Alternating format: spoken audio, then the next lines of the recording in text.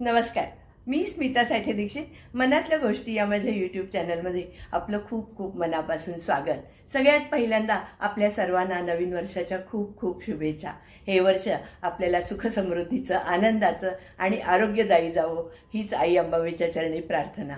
नवीन वर्षातला हा माझा पहिलाच व्हिडिओ आणि हा पहिला व्हिडिओ काहीतरी स्पेशल असावा अशी माझी इच्छा होती आणि म्हणूनच हा व्हिडिओ. 22 जानेवारीला अयोध्येमध्ये श्री प्रभू रामचंद्रांच्या मंदिराचा लोकार्पण सोहळा संपन्न होणार आहे. श्री प्रभू रामचंद्रांच्या मूर्तीची प्रतिष्ठापना होणार आहे आणि प्राणप्रतिष्ठाही होणार आहे. म्हणजे प्रत्यक्ष प्रभू रामचंद्र अयोध्येमध्ये अवतरणार आहेत.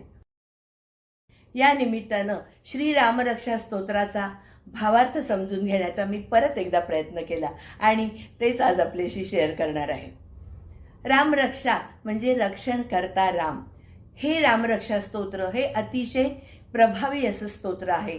त्यातले प्रत्येक शब्द हा मंत्रमय आणि तारक आहे. या रामरक्षा स्तोत्रामध्ये श्रीरामाची स्तुती केलेली आहे आणि त्याच्या नित्य पठणानं काय फायदे होतात तेही सांगितलेलं आहे. चला तर मग सुरुवात करूया. श्री गणेशाय नमः. अस्य श्री रामरक्षा स्तोत्र मंत्रस्य बुधकौशिक ऋषिः श्री सीता रामचंद्रो देवता अनुष्टुप छंदः श्री सीता शक्तिः श्रीमद् हनुमान कीलकम श्री रामचंद्र प्रीत्यर्थे जपे विनियोगः. कुठल्याही गोष्टीची सुरुवात करताना आपण श्री गणेशाला वंदन करून करत असतो. त्याचप्रमाणे श्री रामरक्षा सुद्धा गणेशाला वंदन करून सुरुवात केलेली आहे. म्हणून श्री गणेशाय नमः अर्थात गणेशाला वंदन असो. अस्य श्री रामरक्षा स्तोत्र मंत्रस्य बुधकौशिक ऋषी. हा रामरक्षा स्तोत्र मंत्र हा बुधकौशिक ऋषींनी रचलेला आहे. श्री सीता रामचंद्रो देवता. या स्तोत्र मंत्राच्या देवता आहेत श्री सीता आणि राम. अनुष्टुप छंदः. या स्तोत्राची रचना ही अनुष्टुप छंदामध्ये केलेली आहे. श्री सीता शक्ती. या मंत्राची शक्ती देवता सीता आहे. श्रीमद हनुमान कीलकम. या मंत्राचे हनुमान हे कीलक आहेत म्हणजे तारक आहेत किंवा कवच आहेत. श्री रामचंद्र प्रीत्यर्थे जपे विनियोगः. अशा या स्तोत्राच्या जपाचा विनियोग मी श्री प्रभू रामचंद्रांच्या उपासनेसाठी करत आहे. श्री रामरक्षा स्तोत्र म्हणण्यापूर्वी आपल्या श्री प्रभू रामचंद्रांचं ध्यान करायचं आहे. अथ ध्यानम. पण हे ध्यान करत असताना आपल्याला श्री प्रभू रामचंद्रांची मूर्ती आपल्या डोळ्यासमोर कशी असावी त्याचंही वर्णन केलेलं आहे.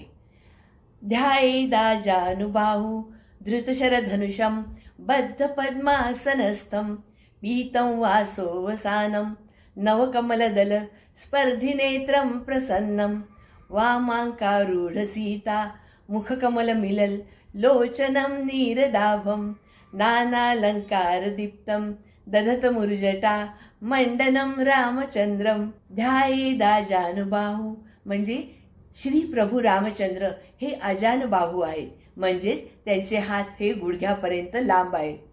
धृतशरधनुषम. त्यांनी हातामध्ये धनुष्य धारण केलेलं आहे. बद्ध पद्मासनस्थं. ते बद्ध पद्मासनामध्ये बसलेले आहेत. पीतं वासो वसानम. त्यांनी पिवळ्या रंगाचं म्हणजे पीतांबर परिधान केलेलं आहे. नवकमलदल स्पर्धिनेत्रम प्रसन्नम. त्यांचे नेत्र हे नुकत्याच उमललेल्या कमळाच्या पाकळीशी स्पर्धा करणारे आहेत. अतिशय सुंदर असे आहेत आणि त्यामुळे ते प्रसन्न चित्त दिसत आहेत. वामांकारूढ सीता. त्यांच्या डाव्या मांडीवरती सीता माता विराजमान आहे. मुखकमल मिलन लोचनम नीरदाभम.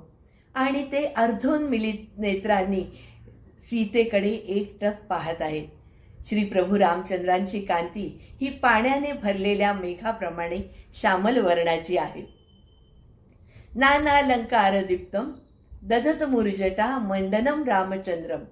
नानाविध अलंकारांनी श्री प्रभू रामचंद्र हे सुशोभित आहेत आणि विपुल केश संभारांनी त्यांचा चेहरा सुशोभित झालेला आहे. इति ध्यानम. अशा या श्री प्रभू रामचंद्रांचं आपल्याला रामरक्षा स्तोत्र पठण करण्यापूर्वी ध्यान करायचं आहे. आज इथेच थांबूया. पुढच्या व्हिडिओमध्ये आपण पुढच्या श्लोकांचा अर्थ समजून घेणार आहोत. तोपर्यंत नमस्कार. श्री प्रभू रामचंद्र की जय.